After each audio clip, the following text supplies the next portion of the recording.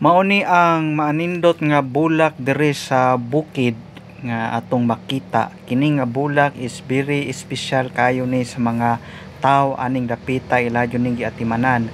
O karon human nato sa paglantaw og bulak, makalingaw tag timpla og kape na paypan nga atong ipares sa ato ang kape. Kay bugnaw man ang panahon, manindot yun ni nga ikape rong panahona og pabor kaayo nga mga pita aning bugnaw nga panahon aron mainitan pod ang atong lawas og maayo ang kondisyon sa tuang lawas aning tugnaw nato nga panahon karon kay sigig ulan. Ug human nato pagpangapi, magampo ta para sa ato ang paniudto nga pagkaon. Kung inyo ang makita dinha, ang akong mga kauban puro na pastor tanan, to ana si pastor nagampo para sa pagkaon aron jud panalanginan ta sa Ginoo og padayon ang Ginoo magapanalangin nato sa matag adlaw. Kay nindot maning ang ato ang pagkaon ato adyong ampuan kay aron jud tagaan tag maayong panglawas sa Ginoo ug mawala ang unsay dili maayo nga gikan sa pagkaon.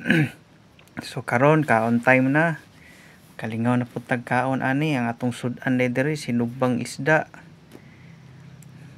gikan sa dagat nga isda, ug napud tay tinulang manok. Kini nga manok native ni nga manok, perting pagkalami kay ani busog na pud ani sa atong sud-an. Human ana magpadayon tag sugba kay daghan pa man tag isda aron dili jud ta mahutdan og sinugbang isda sa tuang pagkaon karon sa paniudto. So kini makalingaw na pud ta ani sugba. Ato jud ning hutdon ning isda og sugba tanan aron busog jud ta sigurado. Tuara ang manok sa akong kauban mao ning dapita. Human na tog kaon, mangita tag treasure diri. So nakakita tag treasure, antik na ning ang kabayo, ambot og ahan ang tag-iya ani. Basin dugay ra napanaw ang tag-iya og labian ning iyahang antik nga kabayo diri nga treasure. So karon naara akong kauban, nag-inusaraan ang daplin. Mao ning resulta nga wala lagi nagminyo di karon. Nag-inusara ra hinuon, tanaw bago nang gisuot o burag pang ninja.